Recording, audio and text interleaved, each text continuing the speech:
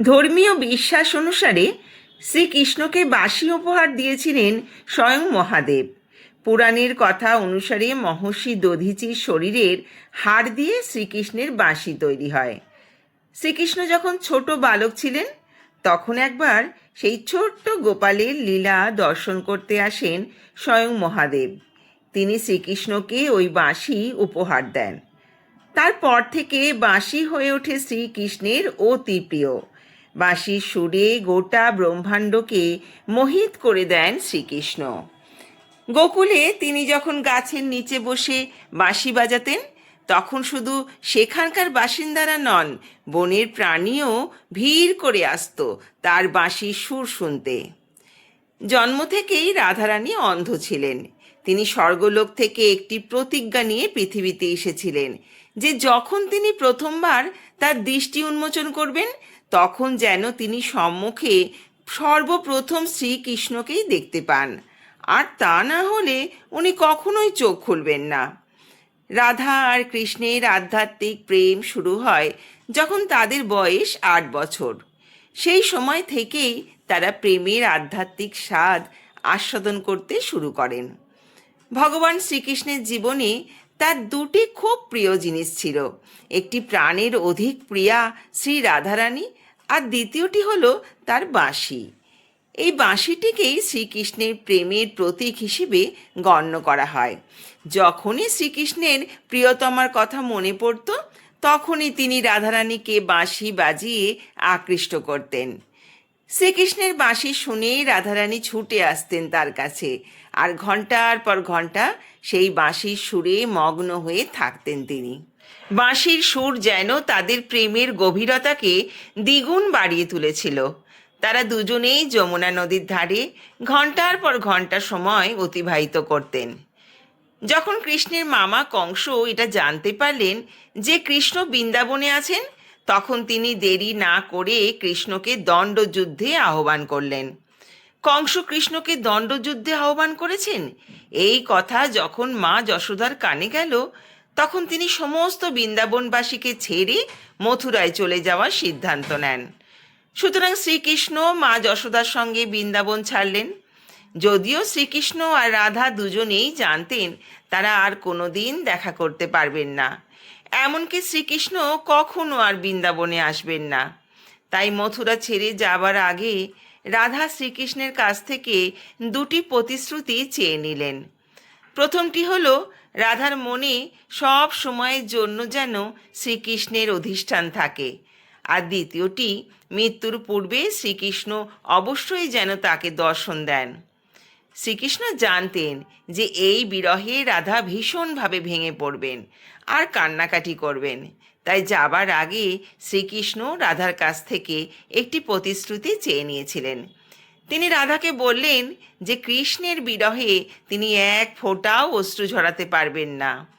এরপর শ্রীকৃষ্ণ মা যশোদার সঙ্গে মথুরার উদ্দেশ্যে যাত্রা শুরু করলেন, আর শ্রী রাধা বৃন্দাবনে থেকে গেলেন। শ্রীকৃষ্ণ মথুরায় গিয়ে কংসকে বধ করে তার পিতা বাসুদেব ও মাতা দেবকীকে বন্দিদশা থেকে মুক্ত করলেন। তারপর তিনি প্রজাদের রক্ষা করার জন্য মথুরা থেকে কিছুটা দূরে দ্বারকা নগরী প্রতিষ্ঠা করলেন। শ্রীকৃষ্ণ দ্বারকায় গিয়ে প্রথমে রুক্মিণী এবং পরে সত্যভামাকে বিবাহ করেন। পরবর্তী শ্রীকৃষ্ণ আরও 6 জনকে বিবাহ করেছিলেন।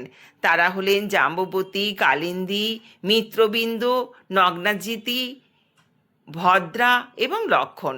তবে এদের সকলের মধ্যে রুক্মিণী তার প্রিয় পত্নী ছিলেন।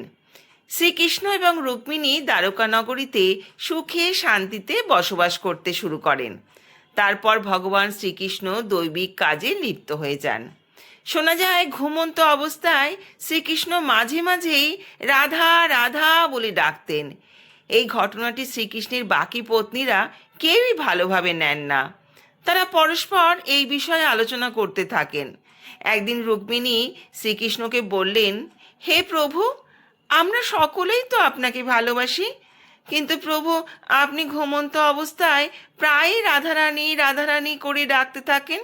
কি এমন আছে রাধারানীর মধ্যে যা আমাদের মধ্যে নেই?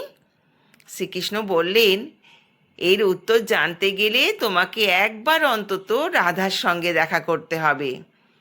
শুনে রুক্মিণী বললেন, তাই হবে, আমি অবশ্যই তার সঙ্গে একবার দেখা করতে যাব। শ্রীকৃষ্ণ বললেন, তা যেও, তবে যাবার সময় সঙ্গে করে কিছু নিয়ে যেও। এরপর একদিন রুক্মিণী খুব গরম এক বাটি দুধ নিয়ে রাধার সঙ্গে দেখা করতে যান। রাধারানীর কক্ষে গিয়ে তিনি জানতে পারেন সারা রাত রাধারানী শ্রীকৃষ্ণের নাম জপতে জপতে সবে মাত্র ঘুমিয়েছেন। রুক্মিণী শ্রীরাধার সখীদের বললেন যে শ্রীকৃষ্ণই তাকে রাধার সঙ্গে দেখা করার জন্য পাঠিয়েছেন। কৃষ্ণ শব্দটা কানে যাওয়া মাত্রই শ্রী রাধা ঘুম থেকে উঠে পড়লেন। তা দেখে রুক্মিণী আশ্চর্য হয়ে ভাবলেন, শ্রীকৃষ্ণের নাম উচ্চারণ করা মাত্রই শ্রীরাধা ঘুম থেকে উঠে পড়লেন। শ্রীরাধা যখন জানতে পারলেন যে শ্রীকৃষ্ণ তার জন্য দুধ পাঠিয়েছেন, তখন তিনি ভীষণ খুশি হলেন এবং দেরি না করে সেই গরম দুধ দ্রুত পান করলেন। এত গরম দুধ পান করতে দেখে রুক্মিণী আশ্চর্য হয়ে গেলেন। তিনি অল্প সময় পরে পুনরায় দ্বারকায় ফিরে গেলেন। তারপর রাত্রে যখন রুক্মিণী শ্রীকৃষ্ণের পদসেবা করছিলেন, তখন তিনি লক্ষ্য করলেন শ্রীকৃষ্ণের পায়ে ফোস্কার দাগ। শ্রীকৃষ্ণকে জিজ্ঞাসা করলেন, হে প্রভু, আপনি কোথায় গিয়েছিলেন যে আপনার পায়ে ফোস্কা পড়ে গেছে? শ্রীকৃষ্ণ হেসে উত্তর দিলেন, তুমি ভুল করে রাধাকে অত গরম দুধ দিয়েছিলে। রাধা কাল বিলম্ব না করে সেই দুধটা একেবারেই পান করে নিল, আর সেই জন্য আমার হৃদয়ে ফোস্কা পড়ে যায়। যেহেতু রাধার হৃদয়ে আমার চরণ কমল বিরাজ করে, তাই আমার পায়ে ফোস্কা পড়ে গেছে। তখন রুক্মিণী শ্রীকৃষ্ণ আর রাধার প্রেমের সার মর্ম বুঝতে পারেন প্রেম কেবলমাত্র শরীরে নয়, হৃদয়ের সঙ্গে হৃদয়ের হয়ে থাকে। তারপর বেশ কিছুদিন কেটে যায়। যখন শ্রীরাধার অন্তিম সময় উপস্থিত হলো, তখন শ্রীরাধা শ্রীকৃষ্ণকে স্মরণ করে তাকে তার প্রতিজ্ঞার কথা মনে করিয়ে দিলেন। রাধা স্মরণ করা মাত্রই শ্রীকৃষ্ণ ছুটে এলেন সেখানে। কিন্তু রাধারানীকে দেখে তিনি খুবই আকুল হয়ে পড়লেন আর রাধারানীকে বললেন অন্তিম সময় তার কাছ থেকে কিছু চেয়ে নিতে। রাধারানী শ্রীকৃষ্ণকে বললেন তিনি শ্রীকৃষ্ণের সেই রূপ দর্শন করতে চান যেই রূপ তিনি বৃন্দাবনে সব সময় দেখতেন। তিনি অনুরোধ করলেন তিনি যেন সেইভাবে বাঁশি আর একবার বাজান যে বাঁশির সুর তিনি মগ্ন হয়ে শুনতেন। রাধারানীর অন্তিম ইচ্ছার কথা শুনে শ্রীকৃষ্ণ তার বাঁশি হাতে নিয়ে মধুর সঙ্গীত বাজাতে শুরু করলেন, যা শুনে রাধা ও কৃষ্ণের চোখ থেকে প্রেমের অশ্রু নির্গত হতে থাকে। তারপর থেকে কৃষ্ণ দিন রাত বাঁশি বাজাতে থাকেন, যতক্ষণ না পর্যন্ত রাধা তার দেহ ত্যাগ করে আধ্যাত্মিক রূপ ধারণ করে কৃষ্ণের সাথে বিলীন হয়ে যাচ্ছেন। এই ঘটনা শ্রীকৃষ্ণের মনকে এতটাই বিচলিত করেছিল যে রাধারানীর মৃত্যুর পর শ্রীকৃষ্ণ তার বাঁশিটাই ভেঙে ফেলেন।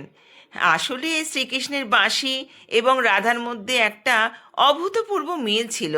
এই বাঁশিটি তাদের দুজনের প্রেমের প্রতীক ছিল। বাঁশি ভাঙা ছিল তাদের প্রেম এবং মিলনের সমাপ্তি এবং কৃষ্ণের হৃদয়ের গভীর দুঃখের প্রতীক। তিনি প্রতিজ্ঞা করেন যে আর কখনো বাঁশি ধরবেন না। শ্রীকৃষ্ণের বাঁশি শুধু একটি বাদ্যযন্ত্র ছিল না, রাধার প্রেম, ঐক্য এবং বৃন্দাবনের ঐশ্বরিক লীলার অবিচ্ছেদ্য অংশ। বাঁশি ভেঙে ফেলা ছিল রাধার প্রতি তার গভীরতম ভালোবাসা এবং সেই ভালোবাসার শেষ পরিণতির একটি বেদনাদায়ক প্রতিচ্ছবি। বন্ধুরা, ভিডিওটি কেমন লাগলো একটা কমেন্ট করে জানাবেন।